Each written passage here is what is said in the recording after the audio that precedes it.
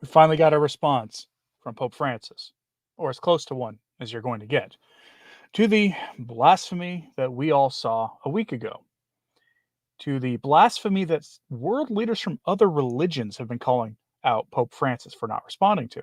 We finally got a response, at least as close to one from Pope Francis directly as we will probably ever get. Just a minute before going live, I checked to see if he had said anything this morning. He has an Angelus address, I believe, in about an hour, so maybe that'll change. Maybe he'll make some offhanded kind of response to it. I kind of doubt it, but we got our response, such as it is. And so now I will show you what that response is. It's short, and then there are some responses to it that I'll show you before we pivot to something to think about at Mass today, because what we'll pivot to is an example of this. So the statement is by the Holy See, shared by Diane Montagna on Twitter. Quoting the Vatican, the Holy See was saddened by certain scenes during the opening ceremony of the Paris Olympic Games, and can only join the voices that have been raised in recent days to deplore the offense caused to many Christians and believers of other religions. At a prestigious event where the whole world unites around common values, there should be no illusions that ridicule the religious convictions of many people. Freedom of expression, which is obviously not in question, finds its limit in respect for others.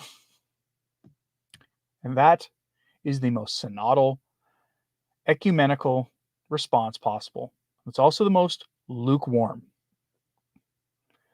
No mention about the dignity and justice of God, the respect we are to owe to God. This is all placed into the context of the feelings of not only of believers, but of the believers of other religions. This is a modernist response. As lukewarm as it can get, as inclusive as it can get, and as safe as it can get. These three paragraphs, if you want to call them, sentences, there's really only 3 sentences here, took a week of political workshopping behind the scenes. That's what it took them a week to give you. It's the lamest, worst kind of response imaginable. It is an unfortunate one. So we're going to give you a couple of responses to it that I came across since last night. Here's a communique from the SSPX. Part of a larger article on this about the blasphemy. This is actually written before the Vatican responded. Here's more of a really Catholic response. Regardless what you might think of the SSPX, here's what they had to say. Because what is in question is blasphemy against our Lord and the duty to make reparation for this abomination, which, as Father Benoit de Horna writes in a communique, is, quote, even more serious because it was orchestrated to be seen by the entire world. This outrage organized by public authorities is a scandal for a very large number of souls. This is why the communique affirms, quote, it is impossible to remain indifferent or passive in the face of this new attack on the rights of our Lord, true God and true man. And to recall that, quote, with Pius XI, every Christian affirms that the leaders of civil society must remember the last judgment, wherein Christ, who has been cast out of public life, despised, neglected, and ignored, will most severely avenge these insults. For his kingly dignity demands that the state should take account of the commandments of God and of Christian peoples. It's a quote from encyclical Quas Primus of Pope Pius XI, rather. And it continues. Our prayer must beg divine mercy to spare our country, France, from a punishment that is nevertheless deserved, and to repair such a heinous blasphemy. Our offering will be the holy sacrifice of the Mass at which we assist, this infinite satisfaction that the divine priest offered to his Father. Furthermore, the faithful were invited to recite the De Profundis and the Parce Domini. And it goes on to critique the French bishop's response. They were the first to respond. Theirs was, people were very happy to see them respond, but it was pretty obvious it was a weak response. Here's what they say on that. They say the Bishops' Conference of France published a communique following the opening ceremony of the Olympic Games. What concerns our subject begins by saying that the opening ceremony proposed by The Paris Organizing Committee for the 2024 Olympic and Paralympic Games offered yesterday evening to the entire world marvelous moments of beauty, joy, rich in emotions, and universally acclaimed. Then the press release continues. The ceremony unfortunately included scenes of derision and mockery of Christianity, which we deeply regret. This morning we think of all the Christians of all continents who are hurt by the outrageous and provocation of certain scenes. Thus, nothing on the blasphemous nature of the act, but only on the attack on the piety of Christians. Nothing on a necessary reparation demanded by the honor of Christ, true God and true man, trampled underfoot before millions of spectators. Only the wounded feelings of Christians count. Can that be enough? It goes on. You get the idea. Theirs is a better response. I wish the Vatican would understand the concept of reparation, true reparation to Christ, not from one group of people to another. I'm sure they have plenty to opine on that. That Vatican response is beyond pathetic. And Eric Sammons kind of sums this up nicely on Twitter. He said, here's a better translation of the Vatican statement on the blasphemous Olympic opening ceremonies. We're sorry that this got to be such a big deal that we're required to make the statement against our allies in the James Martin community. But we'll make it milquetoast enough that you'll still know whose side we're really on. And he absolutely nailed that. That is 100% accurate. We know whose side the Vatican is on this. And it's not the side of Christ. It's not the side of the church. It's not the side of the faith. And it's not the side of, frankly, God on this. They have been remaking the church into something new. One of the accusations you've seen from traditionalists against the post-conciliar order is the reorienting of the church and the faith to man-centered worship. Well, the Vatican in the last few years has been really ramping that up. That's what synodality essentially is a man-centered focus on the faith instead of God-centered. This does nothing to dispel that.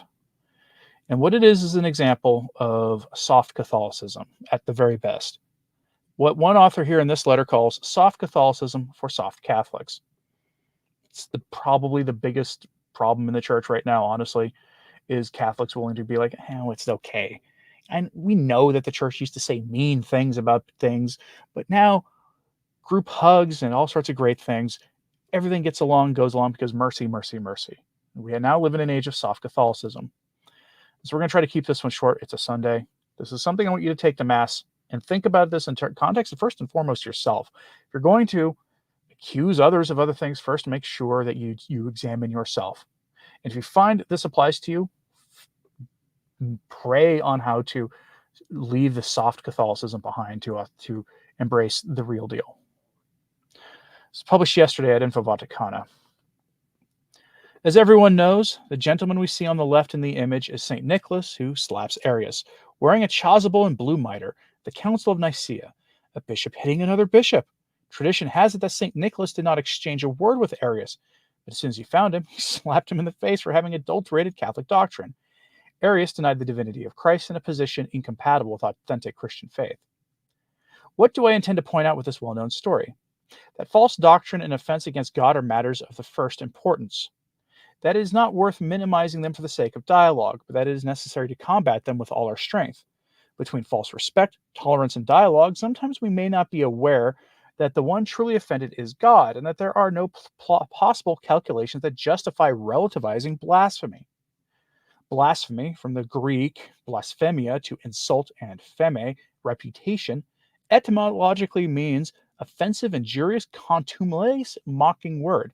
But in its strict and generally accepted use, it refers to verbal offense against divine majesty. Blasphemy consists of uttering against God, internally or externally, words of hatred, reproach, or defiance. And it also extends to words against the church, the saints, and sacred things. It also applies to offensive actions against God, such as the recent opening ceremony of the Olympic Games, to which members of the Catholic Church have responded with responses ranging from deafening silence to outright condemnation, passing through superficial offers of tolerance and dialogue sprinkled with childish and subjective remarks about the personal tastes of those who interpret for others what they witnessed. St. Thomas Aquinas stated that, quote, the lack of passion of anger is also a vice. And he quoted a document usually attributed to St. John Chrysostom that says that he who does not get angry when he has caused sins, meaning, it's a bad translation, When you don't get angry at things that are truly bad, you yourself are engaging in sin and may cause sin in others. For there's certainly much to be rightly angry about in our world, and Catholics must respond to evil and injustice, especially when it is against God, who is the greatest of all, with a holy anger that impels us to prayer and action. We must resist the temptation to become so accustomed to evil that we stop being indignant. The great Dominican friar Reginald Garrigou Lagrange stated a principle that should be very clear to us. Quote, the church is intolerant in principle because she believes. She is tolerant in practice because she loves. The enemies of the church are tolerant in principle because she does not believe, but they are intolerant in practice because they do not love. Among the saints who showed a righteous holy anger at offenses against God, St. Jerome, one of the four fathers of the Latin Church, a giant of faith and scholarship, suffered very personally from the attacks leveled against Christ and his church, both from people outside the church and from ecclesiastics and believers. His is a spectacular phrase that says something like, he can bear any injury against his person, but he cannot bear an impiety against God. That is the attitude. That is the only thing that should matter to us. And because of the impossibility of bearing impiety against God, St. Jerome publicly denounced the less than exemplary lives of many priests in Rome during the time of Pope Damasus, which caused him to have to flee the city after the latter's passing for fear of reprisal. His epistles are also full of strong words in defense of sound doctrine and the fight against error. It is sad to hear, when speaking of this great saint, the comment that with that character he would not be canonized today, an expression that denotes a total lack of understanding of the concept of holy anger and of holiness itself. But it's true, we all know it. A figure like that would not be canonized today.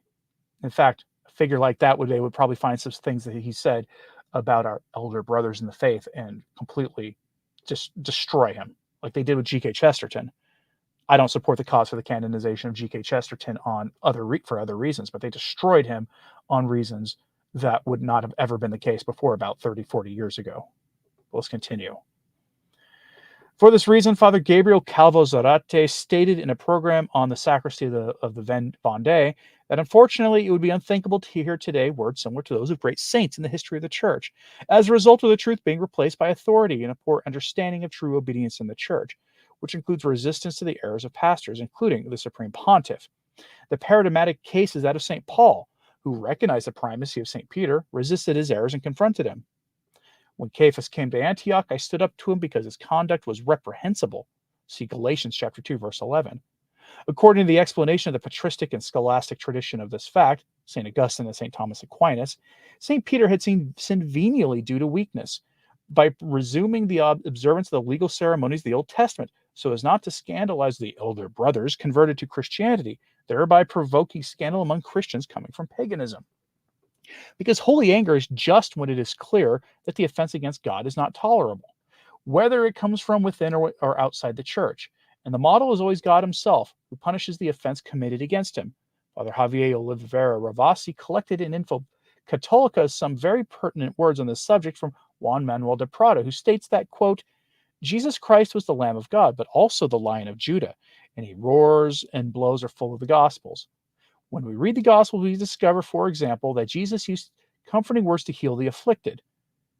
But we discover he also used enigmatic silences, ironic responses, terrible parables, angry speeches, and even angry outbursts. Jesus turns manly and angry against men when he catches them in fault.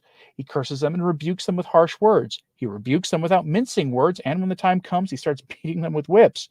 This holy anger sometimes overwhelms us with ferocity. Jesus does not hesitate to weep lovingly over the city that is about to sacrifice him, but he also does not hesitate to prophesy that Capernaum and Bethsaida will suffer a worse condemnation than that city on the Old Testament, whose name is a definite no-no on this platform. He curses the barren fig tree, although, as the evangelist himself recognizes, it was not for the reason of the fruits. He expels the merchants who had set up in the temple atrium without consideration, using a whip, and he launches a portentous philippic at the Pharisees, not hesitating to rid them with the coarsest and most injurious words, brood of vipers, whitewashed tombs, etc. Also, throughout the Old Testament, those who offend God are struck down. That gives me, by the way, a moment to correct some misinformation out there. I've seen people sharing this on Facebook for some reason. There are people who believe that this fake news that's going around, that the organizer of the Olympic event was had an interaction with a lightning bolt recently. It's not true. It's fake news. It did not happen. I don't know why people are willing to believe it. The screenshots are blurry of alleged headlines that you cannot find anywhere online. It didn't happen. Anyway, among the saints, St. Francis of Assisi himself, today a caricature of an ecological saint who was willing to dialogue with redacted, affirmed that the use of the force is justified when it comes to the defense of faith, justice, and the homeland. The only option when faced with offenses against God is to follow the compelling example of God himself in the Holy Scriptures and of these saints. Pray, ask for forgiveness, make amends, fight the error, but never engage in dialogue with it or tolerate it for the glory of God and the salvation of souls. We don't dialogue with error. We don't. We are to resist error. That's a hard task in a time when the church is in the state that it is. All right, folks. Again, it's a Sunday. We're going to keep this one short. So, Deborah says, what did you all expect this response? Is a disgusting non-Catholic response. Yeah. It's lukewarm at best. Lukewarm. Signaling to his friends that he is still on their side in their attempts to remake the church. So that is what is. There may be today, he may say something at his Angelus address. Who knows? If he does, I'll mention it tomorrow. Anybody has any final thoughts on any of this fun stuff in the comments? This is your opportunity to get them in now before we wrap this up. Otherwise, I will check here. All right, folks. Thanks very much for tuning in today. And as always, pray for the church. Think about that last thing I was reading to you at Mass today. If any of that applies to you, I think we're all guilty of it to a degree. We're so used to error now that we give it far too much toleration, especially in life of the church or even in things outside the church. And as always, pray for the church. I'm Anthony Stine. Ave Maria.